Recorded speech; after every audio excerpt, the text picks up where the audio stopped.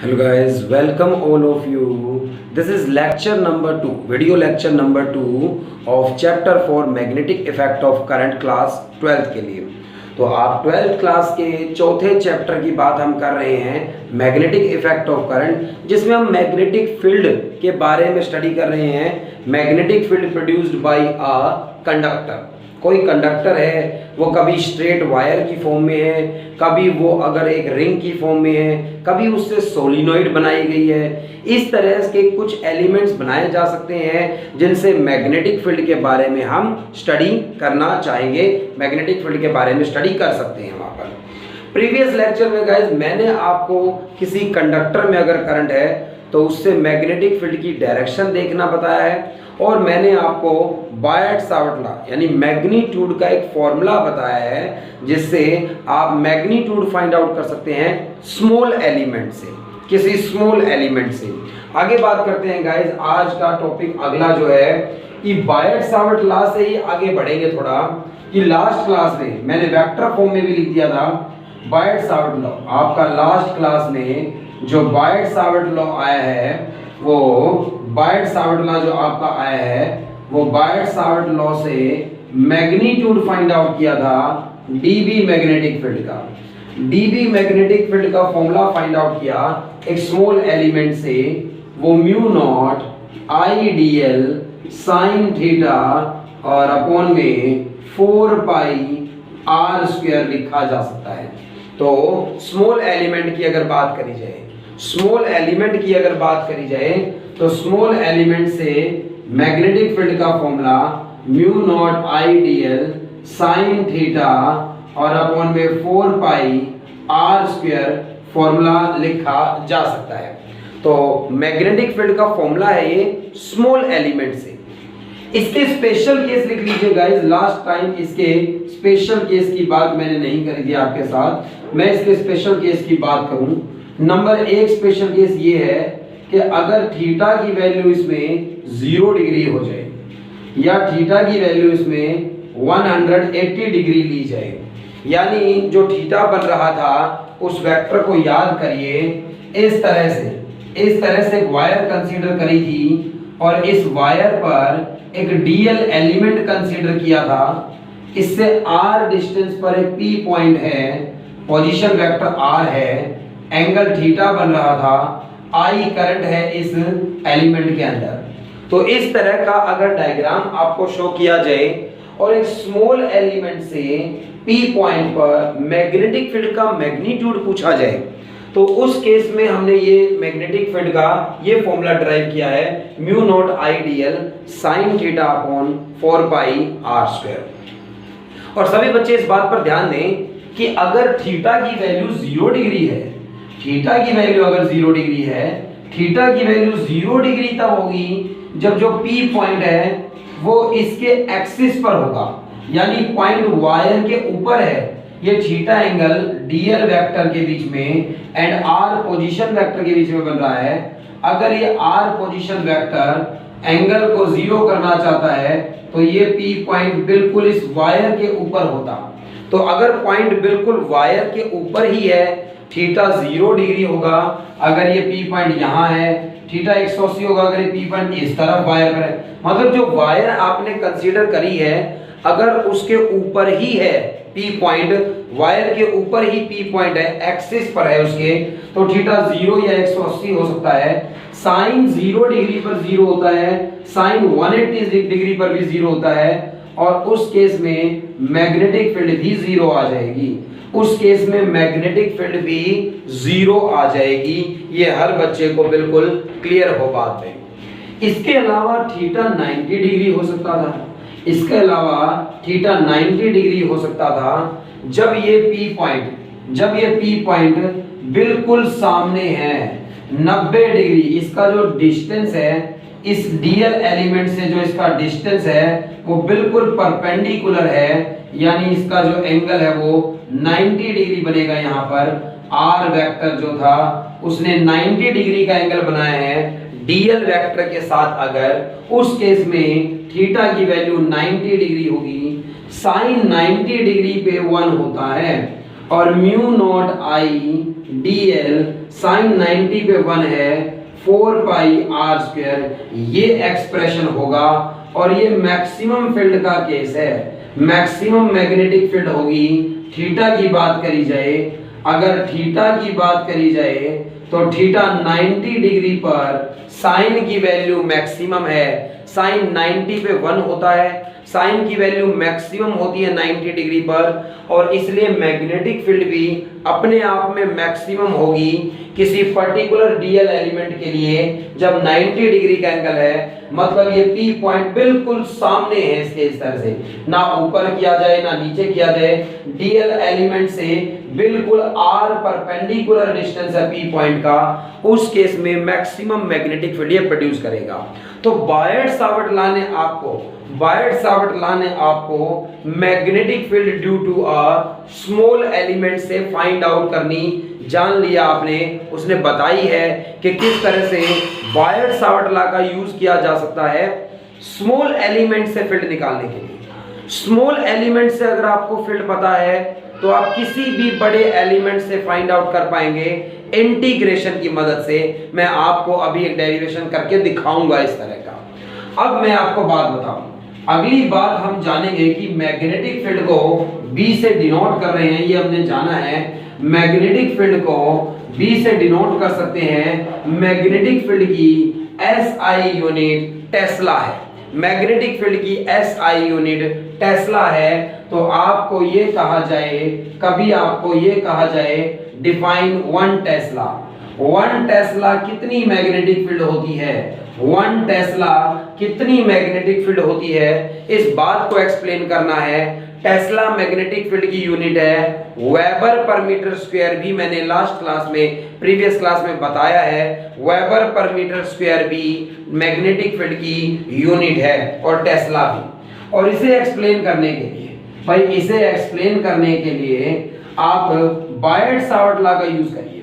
Bye Biot Savart law 1 Tesla की definition हम कैसे बताएंगे, बाय बायट-सावर्ट लॉ से बात करें तो मैग्नेटिक फील्ड का expression mu not I D L sine theta और divided by 4 pi R square लिखी जा सकती है। 4 पाई आर स्क्वायर लिखी जा सकती है इस तरह से। अगर इस केस में, अगर यहाँ स्पेशल केस की बात करी गई है, वो स्पेशल केस ये है, मान लीजिए वो जो एलिमेंट था, मान लीजिए वो जो एलिमेंट था उसमें 1 एम्पियर का करंट है। मान लीजिए वो जो एलिमेंट आपने कंसीडर किया है उस एलिमेंट में 1 एम्पियर का करंट है। मान लीजिए उस स्मॉल एलिमेंट की जो लेंथ है dl, मान लीजिए उस स्मॉल एलिमेंट की जो लेंथ है dl वो 1 मीटर है। वो लेंथ मैंने कितनी एज्यूम करी, 1 मीटर मान ली गई है। एंगल जो थीटा बनाया था वो 90 डिग्री बनाया है। अभी जो मैक्सिमम का केस समझाया था, मतलब 90 डिग्री का एंगल बन रहा है, पॉइंट बिल्कुल सामने है। और डिस्टेंस जो था, और जो डीएल एलिमेंट से डिस्टेंस है, जो डीएल एलिमेंट से डिस्टेंस है वो भी मान लीजिए 1 मीटर है, वो भी मान लीजिए 1 मीटर है। तो अगर ये सारी वैल्यूज 1 पुट कर दी जाए, करंट इस एलिमेंट में 1 एम्पियर है, डीएल लेंथ इस स्मॉल एलिमेंट की 1 मीटर है, थीटा एंगल जो बन रहा था वो 90 डिग्री है, और डिस्टेंस इस पॉइंट का 1 मीटर है। ये सारी चीजें इस तरह से अगर पुट कर दी जाए तो मैग्नेटिक फील्ड का expression, magnetic field due to a small element, I की वैल्यू 1, dl की वैल्यू 1, sin 90 पे 1, r की वैल्यू 1, और मैग्नेटिक फील्ड मैग्नीट्यूड में म्यू नॉट अपॉन में 4 पाई की बराबर हो गई। और मैंने आपको ये वैल्यू लिखवाई थी बायट-सावर्ट लॉ के साथ कि म्यू नॉट अपॉन में 4 पाई 10 रेज़ टू पावर -7 लिखा जा सकता है। तो मैग्नेटिक फील्ड की जो वैल्यू आई है वो 10 रेज़ टू पावर -7 टेस्ला आई है। मैग्नेटिक फील्ड की जो वैल्यू आई है इस स्मॉल एलिमेंट से, जिसके अंदर 1 एम्पियर का करंट है, जिसकी लेंथ 1 मीटर है, और सामने एक पॉइंट है जिसका परपेंडिकुलर डिस्टेंस 1 मीटर है 90 डिग्री पर। तो 10 रेज़ टू पावर -7 टेस्ला वहां मैग्नेटिक फील्ड प्रोड्यूस कर रहा होगा ये। तो 1 टेस्ला को कैसे डिफाइन करूं? ये 1 टेस्ला तो नहीं आई है। 1 टेस्ला कब आएगी? जब 10 रेज़ टू पावर 7 से मल्टीप्लाई करूंगा। जब 10 रेज़ टू पावर प्लस 7 से मल्टीप्लाई करूंगा तो 10 रेज़ टू पावर माइनस 7 है, 10 रेज़ टू पावर प्लस 7 से मल्टीप्लाई करूंगा 10 रेज़ टू पावर 0, यानी 1 टेस्ला आंसर आएगा। यानी इस मैग्नेटिक फील्ड से 10 रेज़ टू पावर 7 टाइम्स होगी 1 टेस्ला। तो इस तरह से आप डेफिनेशन लिख लीजिएगा, इस तरह से डेफिनेशन लिख लीजिएगा 1 टेस्ला। 1 टेस्ला को डिफाइन करना है। 1 tesla is 10 raise to power 1 tesla is 1 tesla, इस तरह से लिखिए 1 tesla is 10 raise to power 7 times 10 raise to power 7 times the magnetic field 10 raised to power 7 times the magnetic field produced by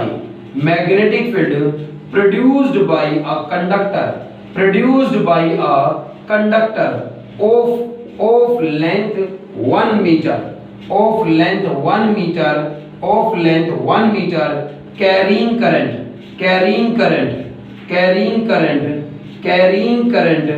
1 ampere at a point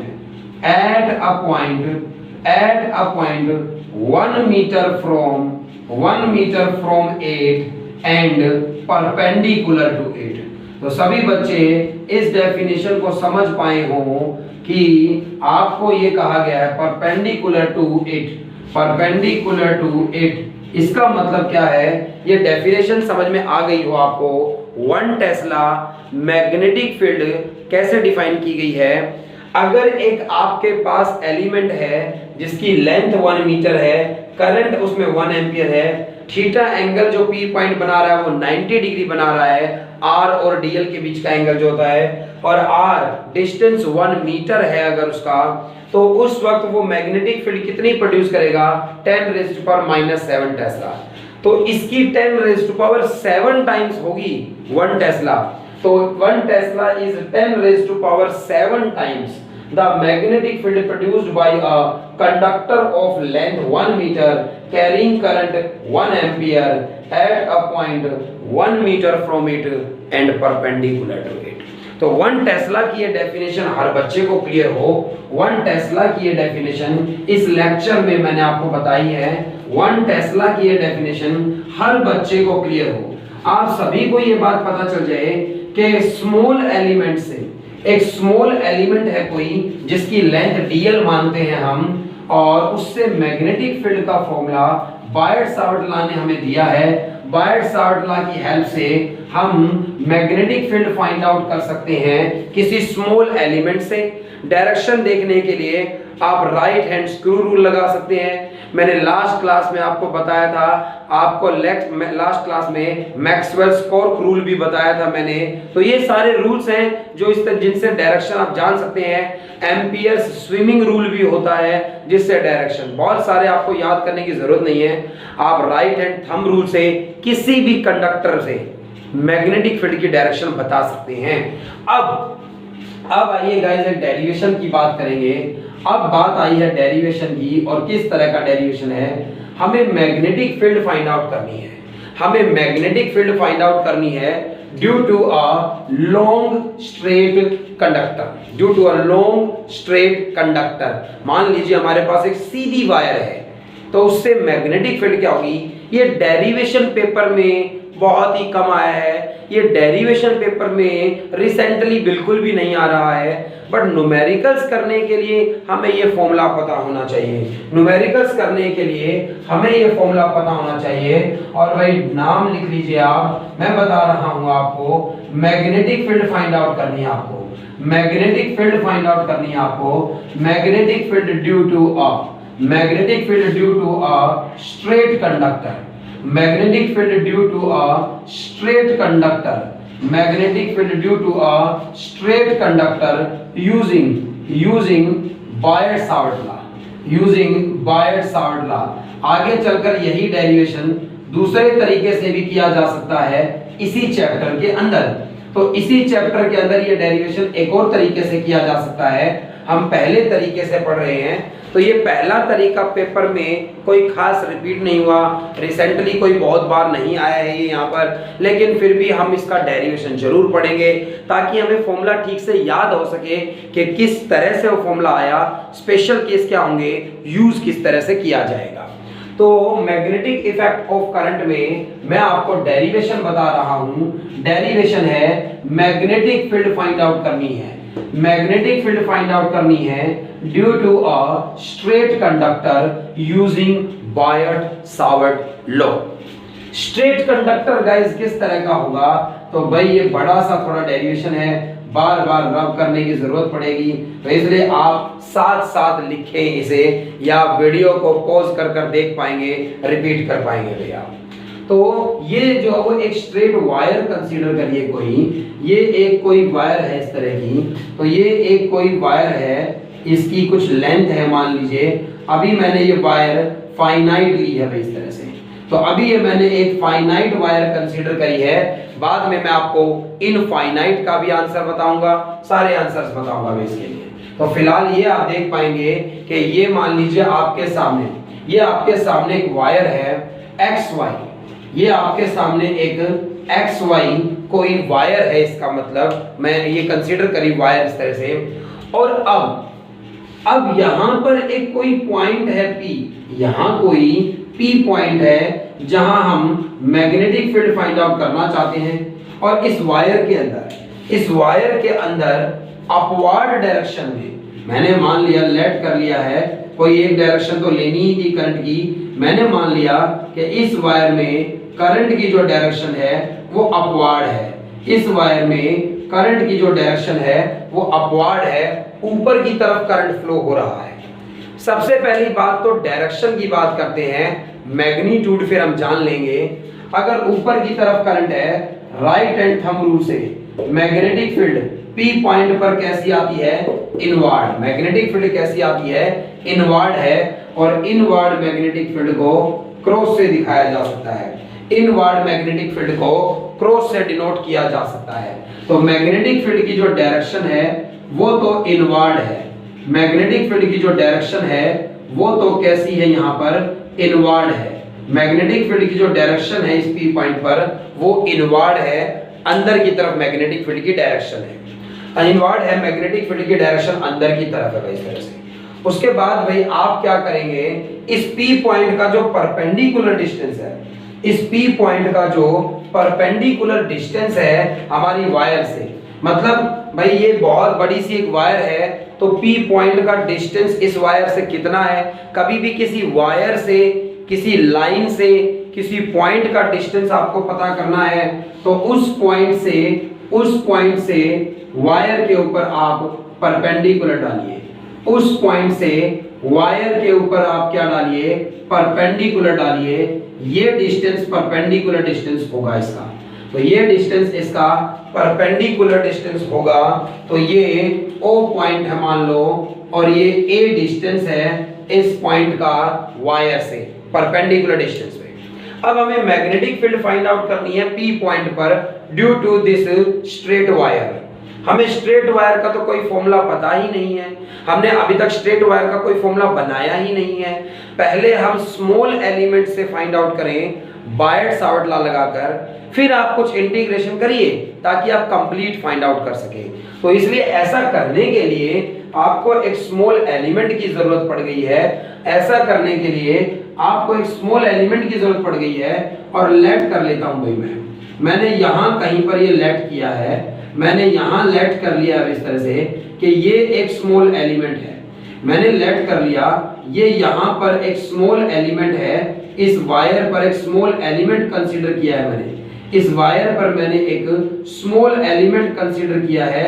आप तो जानते हैं कि ये एलिमेंट एक वेक्टर क्वांटिटी है, इसकी लेंथ कुछ dl है, ये dl वेक्टर है, और इसका ओरिजिन से जो डिस्टेंस है, मतलब इस O पॉइंट से जो डिस्टेंस है वो L लेंथ अभी मान लीजिए, तो इसकी dl लेंथ है और L इसका O पॉइंट से क्या है, डिस्टेंस है, और P पॉइंट का इस dl एलिमेंट से जो डिस्टेंस है, P पॉइंट का इस dl एलिमेंट से जो डिस्टेंस है वो आर वेक्टर लिखा जा सकता है, मतलब मैग्नीट्यूड में आर है, तो ये थीटा एंगल जो बनता है, ये थीटा इनके बीच में एंगल बनता है, तो ये थीटा एंगल यहाँ पर बन रहा है, ये परपेंडिकुलर डिस्टेंस है, मतलब यहाँ पर ये 90 डिग्री का एंगल बन रहा है। तो ये परपेंडिकुलर डिस्टेंस है, तो यहाँ पर ये 90 डिग्री का एंगल बन रहा होगा। तो एक स्मॉल एलिमेंट कंसीडर किया डीएल लेंथ का, आर डिस्टेंस पर है पी पॉइंट, यहाँ से थीटा एंगल बन रहा है, आई करंट फ्लो हो रहा है।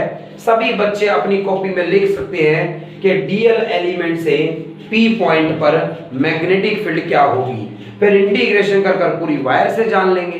तो इसके लिए ऐसा करने के लिए आप लिखिए, पहले आप लिखिए इस तरह से, आप ये लिखिए यहाँ पर पहले कि consider a long straight conductor, consider a long straight conductor, consider a long straight conductor या wire, consider a long straight conductor और wire, consider a long straight conductor carrying current I, carrying current I, carrying current I, carrying current I, and P is a point, and P is a point, and P is a point at a distance, at a distance A, at a distance A from wire, at a distance A from wire।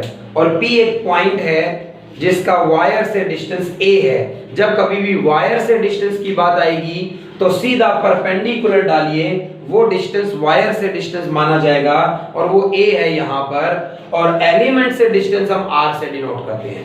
अगर इस तरह का distance है, अगर इस तरह से P point हमने कंसीडर किया है, तो इस तरह से P पॉइंट कंसीडर किया है, तो वही देयरफॉर, उसके बाद लिखिए देयरफॉर एक स्मॉल एलिमेंट कंसीडर करेंगे, therefore by Biot Savart law, therefore by Biot Savart law, by Biot Savart law का यूज किया हमने, therefore by Biot Savart law magnetic field, magnetic field, magnetic field जो होगी, therefore by Biot Savart law magnetic field at point P, magnetic field at point P due to, magnetic field at point P due to a small element, due to a small element, due to a small element dl, due to a small element, ये dl vector जो माना है, due to a small element dl।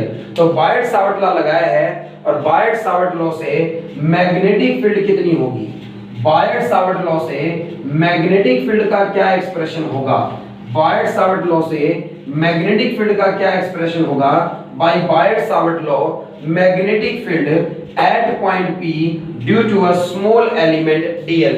इस small element से P point पर magnetic field का क्या expression होगा, भाई बायट-सावर्ट लॉ कहता है dB बराबर है mu not I dl, mu not I dl, mu not I dl sin theta और divided by 4 pi r square, mu naught upon में 4 पाई, I करंट है, dl लेंथ है, थीटा एंगल बन रहा है। तो ये बायट-सावर्ट लॉ का क्या लगाया है, फॉर्मूला, जिससे स्मॉल एलिमेंट से मैग्नेटिक फील्ड का क्या पता चला, एक्सप्रेशन। भाई हमें इंटीग्रेशन करने में ना यहाँ बहुत समस्या आने वाली है, तो मुझे बदलने पड़ेंगे। थीटा की टर्म्स में आंसर कैसे निकालूं, इस एंड पॉइंट पर थीटा क्या होगा, ऐसे इस एंड पॉइंट पर क्या, तो ये थीटा इस तरह से वेरी कर रहा है कि ये 90 डिग्री है इस ट्रायंगल में, ये थीटा है यहाँ पर, इस तीसरे एंगल को 90 माइनस थीटा, या आप फाई लिख दीजिए। भाई मैंने इस तीसरे एंगल को यहाँ फाई कंसीडर किया है, 90 डिग्री का ये एंगल है, थीटा यहाँ एंगल है, फाई ये वाला एंगल है। तो आप यहाँ रिप्लेस कर दीजिए, आप यहाँ लिख सकते हैं कि थीटा प्लस फाई का सम 90 डिग्री है, इसका मतलब थीटा को 90 माइनस फाई लिखा जा सकता है, साइन 90 माइनस फाई। आप जानते हैं थीटा की जगह 90 माइनस फाई रखूंगा तो साइन 90 माइनस फाई तो कोस फाई लिखा जा सकता है। तो आप थोड़ा सा बदलाव कर दीजिए, आप थोड़ा सा बदलाव कर दीजिए बायट-सावर्ट लॉ में, थीटा को आप फाई की टर्म्स में पुट कर दीजिए, थीटा को आप फाई की टर्म्स में पुट करेंगे तो dB इज इक्वल टू बराबर है स्मॉल एलिमेंट से मैग्नेटिक फील्ड बराबर है dB इज इक्वल टू बराबर है भाई म्यू नॉट, तो म्यू नॉट रहेगा, I रहेगा और भाई dl एज इट इज रहेगा और भाई साइन थीटा की जगह साइन 90 माइनस फाई रखा और उसकी जगह आ गया cos फाई, उसकी जगह आ गया cos फाई। अब यहाँ cos फाई आपको दिखाई देगा और डिवाइड में आपको 4 पाई दिखाई देगा, डिवाइड में आपको 4 पाई है और r का स्क्वायर दिखाई दे रहा है। इसे इक्वेशन नंबर 1 नाम दिया मैंने इसे इक्वेशन नंबर 1 नाम दिया है। ऐसा मैंने क्यों कर दिया है हर बच्चा समझे भाई।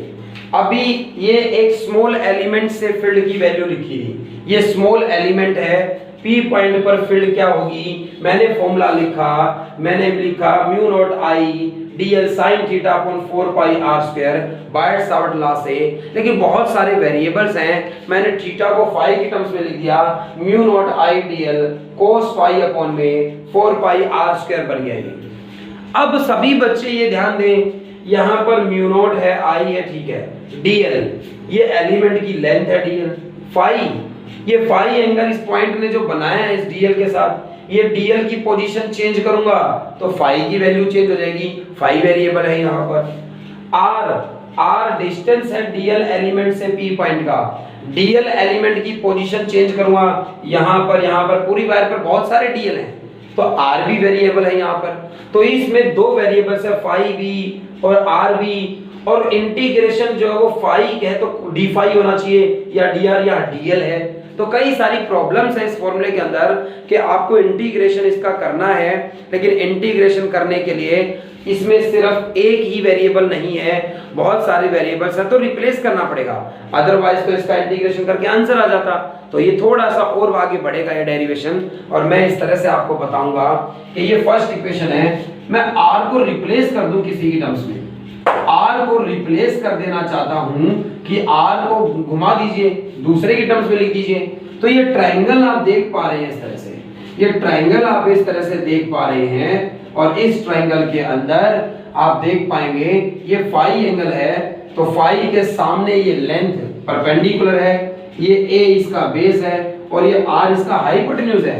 अगर ऐसा है तो cos फाई का फॉर्मूला लगाया मैंने, अगर ऐसा है तो cos फाई का फॉर्मूला लगाया है, और cos फाई का फॉर्मूला होता है बेस अपॉन में हाइपोटेन्यूज भाई, तो a अपॉन में r लिखा जा सकता है, a अपॉन में r लिखा जा सकता है। मतलब यहां से मुझे एक टर्म मिल गई है, यहां से मुझे क्या मिल गया है जिसका हम यूज कर पाएंगे कि मैं यहां से r की वैल्यू लिख लेता हूं भाई, मैंने यहां से r की वैल्यू लिख ली, यहां से r की वैल्यू क्या लिखी जा सकती है, यहां से r की वैल्यू a की और cos फाई के टर्म्स में लिखी जा सकती है, a अपॉन में cos फाई लिखी जा सकती है। तो यहां से a अपॉन में cos फाई वैल्यू लिखी जा सकती है, तो यहां से a अपॉन में cos फाई, r की वैल्यू को a अपॉन में cos फाई लिखा जा सकता है, a अपॉन में cos फाई लिखा जा सकता है। r की वैल्यू को मैं a अपॉन cos फाई से रिप्लेस कर दूंगा, a तो एक कांस्टेंट है भाई, परपेंडिकुलर डिस्टेंस ये यही रहेगा, चाहे ये पॉइंट यहाँ पर ये एलिमेंट कहीं पर भी जाए, जो परपेंडिकुलर डिस्टेंस है वो सेम रहेगा। और cos फाई आ गया, मैं फाई की टर्म्स में चाहता हूँ सारा आंसर इस तरह से। एक और dl के लिए भी वैल्यू निकालनी है, dl को भी रिप्लेस करना है, dl को रिप्लेस करने के लिए इसी ट्रायंगल में मैंने tan फाई का फॉर्मूला लगा दिया, ये सामने l परपेंडिकुलर है, ये a बेस है इसका, तो tan फाई का फॉर्मूला लगाएंगे अगर हम, तो tan फाई होगा परपेंडिकुलर अपॉन में बेस, यानी l लेंथ अपॉन में a हो जाएगा। यहां से l लेंथ की वैल्यू, यहां से l लेंथ की वैल्यू a tan फाई लिखी जा सकती है, यहां से l लेंथ की वैल्यू a tan फाई लिखी जा सकती है। लेकिन मुझे l की वैल्यू थोड़ी चाहिए थी, मुझे तो dl की वैल्यू चाहिए, यहाँ dl की वैल्यू की जरूरत है मुझे, यहाँ dl की वैल्यू की जरूरत है आपको। तो यहाँ से मैं रब कर रहा हूँ, सभी बच्चे ध्यान देंगे, बिल्कुल एक एक चीज को अपनी कॉपी में लिख लीजिएगा भाई, नोट्स बना लीजिएगा अपने, एक एक बात को अपनी कॉपी में लिख लीजिएगा, नोट्स बना लीजिएगा अपने, नोट्स होने बहुत जरूरी है आपके पास भाई। सभी बच्चे ध्यान दे पाएंगे, l की वैल्यू आई है, L इज इक्वल टू बराबर आया है a tan phi के। एक L की वैल्यू आई है a tan phi के। डिफरेंशिएट कर दीजिए फाई के रिस्पेक्ट में, डिफरेंशिएट कर दीजिए फाई के रिस्पेक्ट में, डिफरेंशिएट कर दीजिए विद रिस्पेक्ट टू फाई के रिस्पेक्ट में डिफरेंशिएशन करेंगे आप तो भाई dl अपॉन में d फाई, dl अपॉन में d फाई, एक कांस्टेंट बाहर आएगा। भाई बच्चे जानते होंगे tan का डिफरेंशिएशन sec स्क्वायर फाई लिखा जा सकता है। हेंस dl की वैल्यू यहां से d फाई को इधर भेजेंगे तो a इनटू में sec स्क्वायर फाई इनटू में d फाई लिखी जा सकती है। भाई यहां मैंने ये ब्लू कलर में देखिए, ये ब्लू कलर में देखिए, यहां मैंने r की वैल्यू cos की टर्म्स में a की टर्म्स में निकाल ली, यहां मैंने dl की वैल्यू a और sec की टर्म्स में निकाल ली, फाई d फाई है। यहां पर r को रिप्लेस कर दीजिए, फर्स्ट इक्वेशन में r को रिप्लेस कर दीजिए इससे, dl को रिप्लेस कर दीजिए इससे। तो इस तरह से रिप्लेस करिए इनको। ये बात आपको समझ में आई होगी। पुटिंग इन इक्वेशन फर्स्ट, भाई समझें इस बात को जरूर भाई। Putting in equation first equation में पुट करेंगे ले जाकर, तो फर्स्ट इक्वेशन में जब आप पुट करेंगे ले जाकर, तो फर्स्ट इक्वेशन में जब आप पुट करेंगे ले जाकर, तो dv की वैल्यू हम जान रहे हैं भाई, dv इज इक्वल टू बराबर है म्यू नॉट है यहां पर, I है यहां पर, dl को रिप्लेस कर दीजिए भाई, dl को a इनटू में sec square phi d phi से रिप्लेस कर दिया मैंने। पहले से ही cos इसमें इक्वेशन 1 में cos फाई था भाई। डिवाइड में आ जाइए इस तरह से 4 पाई है, डिवाइड में आ जाइए इस तरह से 4 पाई है। आप तो अपनी कॉपी में देख पाएंगे कि क्या लिखा हुआ था और हम किसकी जगह r की वैल्यू किससे रिप्लेस करेंगे। तो यहाँ पर 4 पाई था और r की जगह मैंने अभी r की वैल्यू a अपॉन में cos फाई के टर्म्स में फाइंड आउट करी है और इसका स्क्वायर कर दीजिए इस तरह से। तो इसका स्क्वायर कर दीजिए इस तरह से, हर बच्चे को ये बात बिल्कुल क्लियर हो कि कैसे मैंने रिप्लेस किया। Is equal to mu nought है I है इस तरह से, भाई ये नीचे 4 है पाई है इस तरह से, और भाई नीचे a का स्क्वायर आएगा, इस ऊपर वाले a से कटकर नीचे एक a रह जाएगा। ये ऊपर cos फाई है और मल्टीप्लाई में d फाई है, और भाई ये 1 अपॉन cos फाई का है, ये cos फाई को sec फाई लिखा जा सकता है। sec फाई का स्क्वायर sec स्क्वायर फाई हो जाएगा, ऊपर वाले से कैंसिल हो जाएगा इस तरह से। तो ये सभी बच्चों को समझ में आ गई हो बात कि कैंसिल करने के बाद ये इक्वेशन बची भाई, स्मॉल एलिमेंट से मैग्नेटिक फील्ड की ये वैल्यू बची। इसमें म्यू नॉट कांस्टेंट है, इसमें I करंट कांस्टेंट है, इसमें 4 पाई कांस्टेंट है, और इसमें a ये डिस्टेंस भी तो कांस्टेंट है भाई, परपेंडिकुलर। सिर्फ एक वेरिएबल है और वो है फाई, सिर्फ एक वेरिएबल है और वो है फाई। तो सभी बच्चे समझेंगे फाई जो वेरिएबल है, फाई क्या था, फाई एंगल था भाई। फाई क्या था, फाई ये एंगल था जो इस P पॉइंट के रेडियस वेक्टर ने, मतलब r पोजीशन वेक्टर ने परपेंडिकुलर के साथ फाई बनाया है।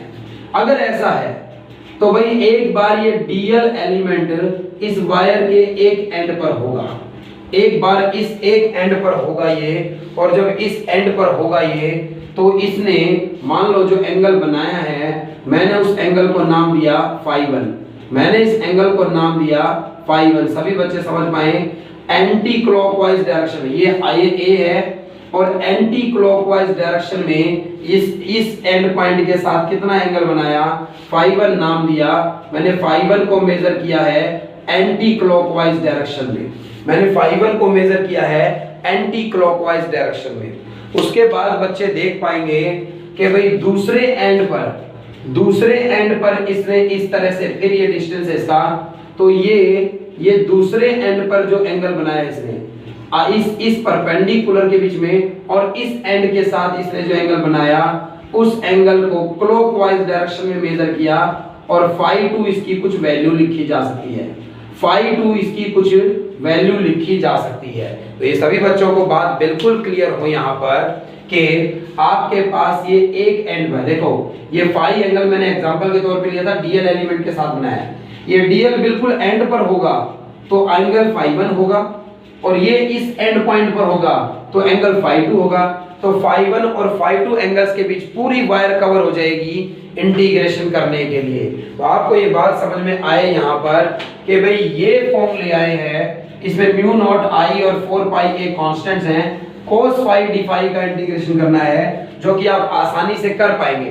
तो इस फॉर्म में जब ये आ गया है फॉर्मूला, अब आप मैग्नेटिक फील्ड ड्यू टू, अब आप मैग्नेटिक फील्ड की बात कर सकते हैं कि magnetic field at P, magnetic field at P due to wire या स्ट्रेट कंडक्टर। इस पूरी वायर से आंसर क्या होगा ये जानने के लिए अब आप इंटीग्रेशन कर दीजिएगा।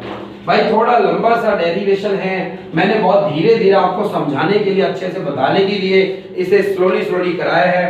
तो ये पेपर में डेरिवेशन बहुत ही रेयर है आएगा।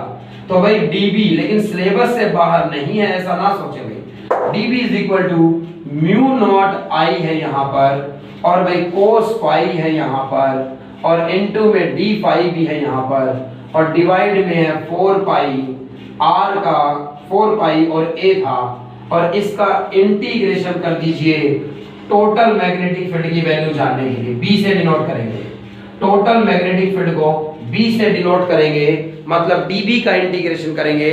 आपको स्क्रीन पर दिखाई नहीं दे रहा होगा तो मैं थोड़ा नीचे लिख देता हूँ इसको दोबारा से।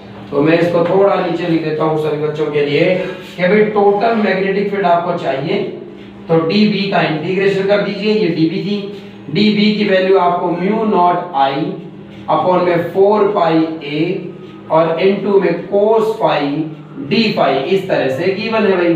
तो इसका आप क्या कर दीजिए, इंटीग्रेशन कर दीजिए लिमिट्स के साथ। लिमिट्स क्या होंगी, लिमिट्स पर सभी बच्चों का ध्यान हो कि भाई एक एंड पॉइंट पर एंगल φ1 बनेगा जो कि एंटी क्लॉकवाइज डायरेक्शन में मेजर हुआ है, दूसरे एंड पर ये φ2 एंगल बनाएगा जो कि क्लॉकवाइज डायरेक्शन में मेजर हुआ है।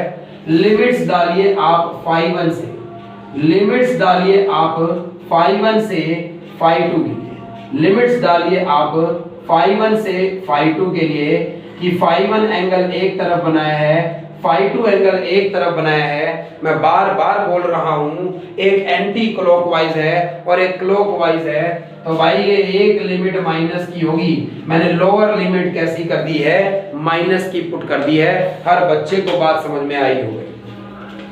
Total magnetic field find out करने के लिए इंटीग्रेशन करिए। सभी बच्चे जानते हैं म्यू नॉट आई और 4 पाई ए कांस्टेंट्स हैं, बाहर आए हैं। Cos phi d phi, cos phi d phi जो होगा उसका इंटीग्रेशन होगा, और सभी बच्चे जानते हैं कि कोस फाई डी फाई का इंटीग्रेशन साइन फाई होता है। कोस का integration, cos phi d phi का इंटीग्रेशन साइन फाई होगा। लिमिट्स इधर लिख दी मैंने, -φ1 से φ2 है यहाँ पर जो लिमिट्स है इस तरह की भाई।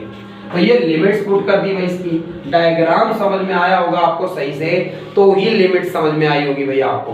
तो आप पूछ सकते हैं व्हाट्सएप पर कर कि सर मुझे ये डायग्राम अगर नहीं समझ में आया हो आपको तो म्यू नॉट आई अपॉन में 4 पाई ए है यहाँ पर, और भाई बच्चे देख पाएंगे साइन फाई में एक बार अपर लिमिट पुट करिए, एक बार साइन फाई में अपर लिमिट पुट करिए, और भाई एक बार साइन फाई में जब आप अपर लिमिट पुट करेंगे तो ये साइन φ2 बनेगा, फिर माइनस का साइन आएगा, फिर दोबारा साइन की वैल्यू में, फिर दोबारा साइन की वैल्यू में आप लोअर लिमिट पुट करिए, यानी माइनस का φ1 पुट करिए, और भाई ये आप देख सकते हैं sine minus theta, minus sine theta लिखा जा सकता है, साइन का माइनस बाहर लिखा जा सकता है।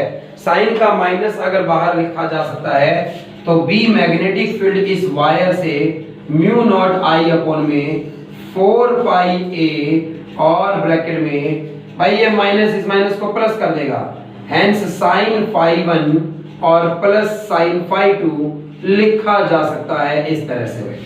हर एक बच्चे को ये डेरिवेशन बिल्कुल क्लियर हो, तभी जो है वो आगे बढ़ने का फायदा हो पाएगा। जिस भी बच्चे को डेरिवेशन में डाउट हो, डेरिवेशन आपके एग्जाम पॉइंट ऑफ व्यू के लिए नहीं है, बोर्ड में या आपके स्कूल के एग्जाम्स में वायर से ये डेरिवेशन नहीं पूछा जाएगा, बहुत ही रेयर है ये नहीं पूछा जाएगा आपसे, लेकिन आपसे इसके इस फॉर्मूले पर बेस्ड न्यूमेरिकल्स पूछे जा सकते हैं, इसीलिए हमने इसको डेराइव किया है। तो सभी बच्चों को ये बात समझ में आ गई हो, मैं रब कर रहा हूं ये डायग्राम ताकि मैं इसके स्पेशल केस आपको बता सकूं। तो मैं ये रब कर रहा हूं डायग्राम ताकि मैं आपको इसके स्पेशल केस के बारे में बता सकूं जिस पर न्यूमेरिकल्स बेस्ड होंगे। तो इसके स्पेशल केस क्या है जिस पर बेस्ड न्यूमेरिकल्स आपको करने होंगे, तो भाई ये फॉर्मूला जो इंटीग्रेशन की मदद से और बायट सावर्ट लॉ की मदद से आया है, ये फॉर्मूला आया है म्यू नॉट आई अपॉन 4 पाई ए और इनटू में sin phi 1 plus sin phi 2, दो एंगल्स बनते हैं इस तरह से। तो मैं इसको रब कर रहा हूं, एक बार दोबारा लिख दूंगा कि भाई ये आपका एक्सप्रेशन आ गया है।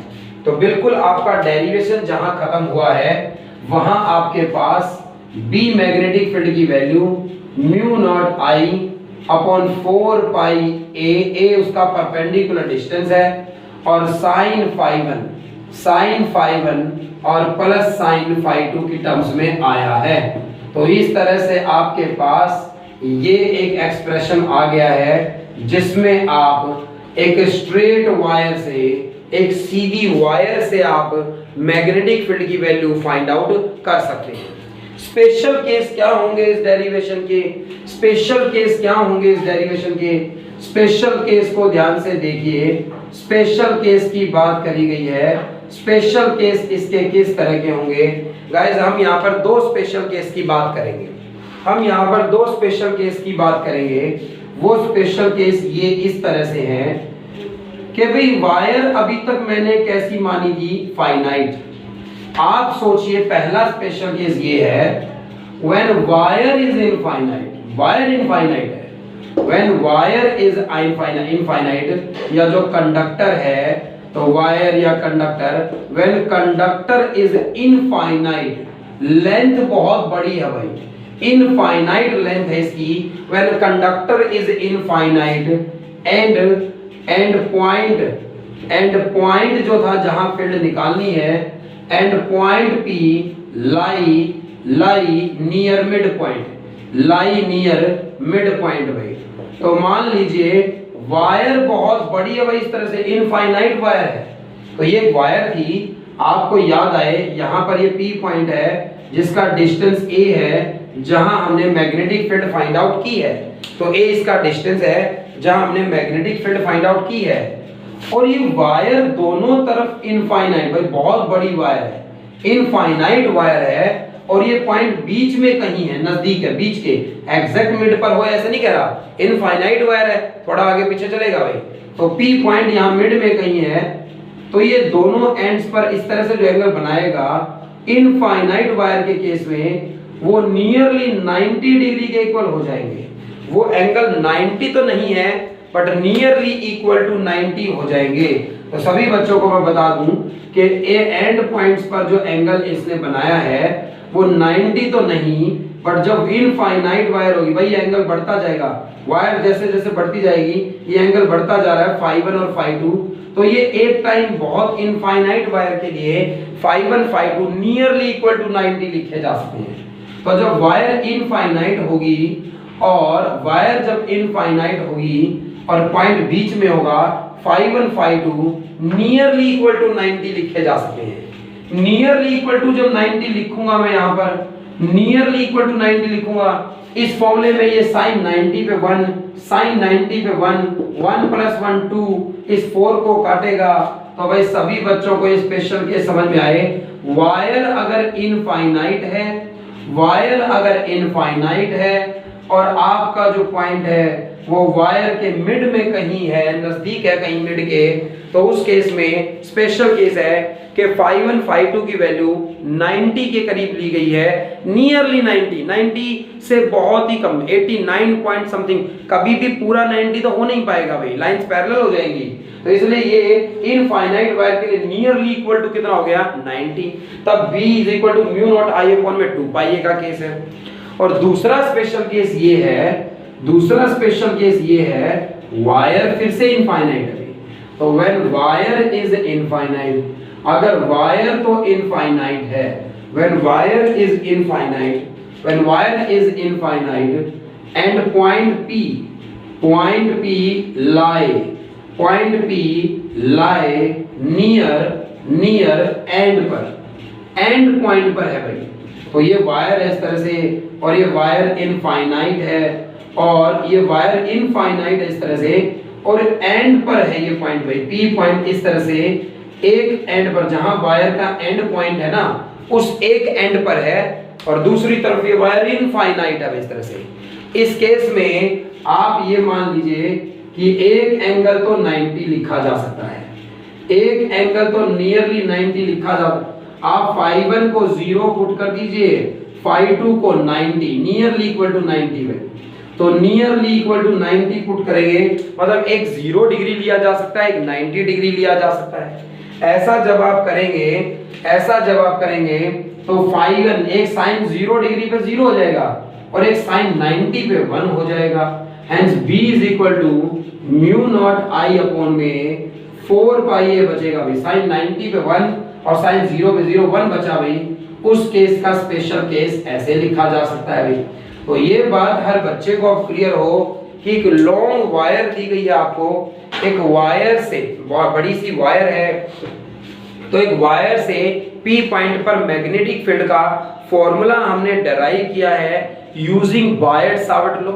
बायट-सावर्ट लॉ के यूज से हमने इसे डिराइव किया है, और इसके स्पेशल केस हैं दो यहाँ पर, कि अगर वायर इनफाइनाइट है तो दोनों, और बीच में पॉइंट है, तो 90-90 लिए जा सकते हैं नियरली, φ1 φ2, तो sin 90 पे 1, sin 90 पे 1, 1 + 1 2, इसे म्यू नॉट i अपॉन में 2 पाई बना देगा। और अगर वायर इनफाइनाइट है बट जो पॉइंट है वो एक एंड पर है, उस केस में एक 90 है बट दूसरा 0 लिखा जाएगा, और म्यू नॉट i अपॉन में 4 पाई a इसका आंसर होगा। तो ये बात हर बच्चे को क्लियर हो कि किस तरह से हमने एक बड़ी वायर से इस तरह से हमने फाइंड आउट की है मैग्नेटिक फील्ड, और किस तरह से फॉर्मूला यूज किया जा सकता है, कैसे क्वेश्चंस हो सकते हैं जिनसे, पहले हम सिंपल क्वेश्चंस की बात करते हैं जो वायर पर बेस्ड है, उसके बाद हम वायर और रिंग के जोड़कर क्वेश्चन बनाएंगे। अभी इसलिए नहीं क्योंकि रिंग का फॉर्मूला अभी तो हमने पढ़ा ही नहीं, तो रिंग का फॉर्मूला अभी हमने जाना नहीं है, तो रिंग का फॉर्मूला अभी नहीं जाना है, इसलिए रिंग की बात अभी नहीं करेंगे। देखिए क्वेश्चन ऐसे पूछा जाए आपसे, क्वेश्चन आपसे इस तरह से पूछ लिया जाए कि एक स्क्वायर है, भाई ये एक स्क्वायर है इस तरह का, तो स्क्वायर है और स्क्वायर जो है वो सारी साइड्स स्क्वायर की सेम होती है इस तरह से, तो ये आपके सामने एक स्क्वायर है और इस स्क्वायर की साइड्स 2a है, तो ये स्क्वायर है एक आपके सामने, और इस स्क्वायर की जो साइड्स हैं वो 2a है मान लीजिए, तो ये 2a इसकी साइड है, ये भी 2a होगी भाई, इस तरह से सारी साइड्स इक्वल होती हैं, ये भी 2a है और ये भी 2a और ये भी 2a भाई, इस तरह से। तो इस तरह से ये a b c d, इस तरह से a b c d मान लीजिए आपके सामने एक स्क्वायर है, तो a b c d एक आपके सामने स्क्वायर है जिसकी साइड्स 2a गिवन है, जिसकी साइड 2a गिवन है, और इसके अंदर एक I करंट फ्लो हो रहा है, एक I करंट फ्लो हो रहा है। मान लो इस वायर इसके अंदर I करंट फ्लो हो रहा है, तो ये I करंट ऐसे जाएगा, फिर ये I करंट इस तरफ जाएगा, इसी तरह से ये I करंट जो है वो यहाँ पर इस डायरेक्शन में चला गया, और इस तरह से I करंट फ्लो हो रहा था भाई। तो आप देख पाएंगे I करंट इस तरह से फ्लो हो रहा है, ये कुछ क्लॉकवाइज डायरेक्शन में करंट फ्लो हो रहा है, घड़ी की डायरेक्शन में क्लॉकवाइज डायरेक्शन में करंट फ्लो हो रहा है। इस तरह से क्लॉकवाइज डायरेक्शन में करंट अगर फ्लो हो रहा है, तो क्लॉकवाइज डायरेक्शन में करंट अगर फ्लो हो रहा है, तो आपसे पूछा गया कि सेंटर पर, सेंटर क्या होता है भाई, एक स्फीयर का सेंटर क्या होता है, जहां इसके डायगोनल्स इंटरसेक्ट करते हैं। एक स्फीयर का सेंटर क्या होता है, जहां इसके डायगोनल्स इंटरसेक्ट करते हैं। इस O पॉइंट पर टोटल मैग्नेटिक फील्ड बतानी है इस पूरे स्क्वायर से, जब स्क्वायर से, मैंने तो स्क्वायर का कोई फॉर्मूला पढ़ा ही नहीं अभी तक, हमने तो बायट-सावर्ट लॉ पढ़ा है स्मॉल एलिमेंट के लिए, हमने उसके यूज से डेरिवेशन किया है एक वायर से मैग्नेटिक फील्ड फाइंड आउट करने के लिए, हमने अभी तक स्क्वायर का फॉर्मूला नहीं पढ़ा। बट स्क्वायर में ये एक CD वायर है, ये AD एक वायर है, AB एक वायर है और ये BC भी एक वायर है। 4 वायर्स हैं यहाँ पर, 4 वायर्स हैं यहाँ पर। चारों वायर से इस P पॉइंट का जो परपेंडिकुलर डिस्टेंस वो सेम है। जैसे इस AB वायर की बात करूं तो इस AB वायर की बात करूं तो इस AB वायर की बात करूं तो आप देख पाएंगे कि इस AB वायर से ये जो परपेंडिकुलर डिस्टेंस होता है, इस AB वायर से ये जो परपेंडिकुलर डिस्टेंस होता है इस P पॉइंट का, वो कितना लिखा है, ये पूरी साइड 2a है, ये पूरी साइड 2a है, तो ये a लिखा जा सकता है। अभी तो ये डिस्टेंस a लिखा जा सकता है। तो ये जो डिस्टेंस है यानी इस सेंटर पर ये O पॉइंट का इस वायर से परपेंडिकुलर डिस्टेंस, ये परपेंडिकुलर डलेगा यहाँ पर भाई, तो परपेंडिकुलर डिस्टेंस a के बराबर लिखा जा सकता है। तो सभी वायर से इसका डिस्टेंस a ही होगा। राइट हैंड थंब रूल लगाऊं, AD वायर की बात करूं, ऊपर करंट जा रहा है, सेंटर पर मैग्नेटिक फील्ड इनवर्ड आई, इस पे फॉर्मूला लगाऊं, U लगेगा राइट हैंड थंब रूल, ये भी इनवर्ड बता रहा है। इसके केस में फॉर्मूला लगेगा तो इसके केस में इस तरह से फॉर्मूला, नीचे की तरफ करंट है, फिर इसमें इस इनवर्ड आएगी, इसमें करंट इधर जा रहा है, U फॉर्मूला लगाएंगे। ये चारों वायर से मैग्नेटिक फील्ड की डायरेक्शन O पॉइंट पर सेम है, इनवर्ड। आप एक वायर से फाइंड आउट कर लीजिए और उसका 4 टाइम्स कर दीजिए, आपका सही आंसर आ जाएगा भाई। और ऐसा करने के लिए क्या जानना जरूरी हो गया आपके लिए कि भाई आपको ये पता है कि इस O पॉइंट का वायर से डिस्टेंस कितना है, A परपेंडिकुलर डिस्टेंस, ये AB वायर है, इसमें I करंट फ्लो हो रहा है। तो ये तो बड़ी सिंपल सी बात है, ये तो बड़ी सिंपल सी बात है कि अगर हम लिखना चाहें मैग्नेटिक फील्ड का फॉर्मूला, अगर हम लिखना चाहें magnetic field at O due to wire AB wire से आंसर निकाल लेता हूं, फिर 4 टाइम्स कर दूंगा। AB किसी वायर से मैग्नेटिक फील्ड निकालने का फॉर्मूला अभी अभी पढ़ा आपने, I करंट है म्यू नॉट I अपॉन में 4 पाई लेंथ A, लेंथ कितनी होती है भाई A, अभी जनरल फॉर्मूला लिख रहा हूं और ब्रैकेट में sin phi1 और प्लस sin phi2, तो जनरल फॉर्मूला लिखा है अभी मैंने, जनरल फॉर्मूला लिखा है अभी मैंने। और अब इस फॉर्मूले में आगे वैल्यूज पुट करूंगा तो बताता हूं आपको कि भाई B मैग्नेटिक फील्ड, इससे B1 नाम दिया भाई मैंने, तो इस वायर से मैग्नेटिक फील्ड को B1 नाम दिया मैंने। म्यू नॉट है, वायर में I करंट है, 4 है, पाई है, और ये A परपेंडिकुलर डिस्टेंस होता है, तो इस O पॉइंट का वायर से डिस्टेंस A ही है भाई, क्योंकि ये पूरी लेंथ 2a थी, तो इसका आधा करूंगा तो कितना डिस्टेंस होगा, A डिस्टेंस होगा भाई। म्यू नॉट I अपॉन में 4 पाई A और ब्रैकेट में भाई sin phi1, ये एंगल कितने बनाए हैं भाई इसने, ये इसका परपेंडिकुलर डिस्टेंस है, ये एक एंड पर वायर गई, ये एक एंड पर मतलब डिस्टेंस गया, तो भाई A एंड के साथ कितना एंगल बनाया, ये एंगल जो होते हैं यही तो होते हैं phi1 और phi2 भाई, तो ये एंगल है और ये एंगल है। और आप तो जानते हैं कि भी एक स्क्वायर के जो डायगोनल्स होते हैं वो परपेंडिकुलर बाइसेक्टर होते हैं, 90 डिग्री पर बाइसेक्ट करते हैं, और ये बिल्कुल मिड में है, तो ये 45 डिग्री लिखा जा सकता है और ये दूसरे वाला भी 45 डिग्री लिखा जा सकता है भाई। तो आप समझ पाएंगे कि इस केस में phi1 phi2 की वैल्यू, phi1 phi2 की वैल्यू 45 डिग्री लिखी जा सकती है, और ऐसा किया जा सकता है तो phi1 की वैल्यू 45 डिग्री है, phi2 की वैल्यू भी 45 डिग्री है, sin 45 पर 1/√2 होता है, और भाई 2 टाइम्स करूंगा तो 2/√2 हो जाएगा, फिर काटने के बाद √2 बचेगा भाई मैथ्स कर दिया, थोड़ा सा कंफ्यूज ना हो भाई, ये 1/√2 1/√2 2/√2, और भाई फिर √2 पे काटूंगा तो ऊपर √2 बचेगा। इतनी मैग्नेटिक फील्ड आई है एक वायर से, ऐसी 4 वायर्स हैं और सबकी डायरेक्शंस क्या है, सेम है, सबकी डायरेक्शंस भी सेम है, hence magnetic field total magnetic field, तो therefore total magnetic field total magnetic field at centre, total magnetic field at centre of square, total magnetic field at centre of square, square के centre पर क्या magnetic field होगी, तो square के centre पर total magnetic field इसका 4 times कर दीजिए भाई, 4 टाइम्स b1 कर दीजिए, ये √2 के साथ 4 आएगा तो 4√2, 4√2 और म्यू नॉट आई और अपॉन में 4 पाई a, अगर आप 4 से 4 काट देंगे तो आपका पाई a बच जाएगा नीचे, अदरवाइज ये भी करेक्ट आंसर है भाई। इस तरह से करंट की वैल्यू गिवन होती है आपको I 1 एम्पियर 2 एम्पियर और म्यू नॉट अपॉन में 4 पाई और a गिवन होता तो हम एग्जैक्ट आंसर भी निकाल सकते थे। और डायरेक्शंस मैंने राइट एंड थंब रूल लगाकर जानी है, इतनी मैग्नेटिक फील्ड होगी और किस डायरेक्शन में होगी भाई, इनवर्ड, अंदर की तरफ होगी मैग्नेटिक फील्ड की डायरेक्शन में।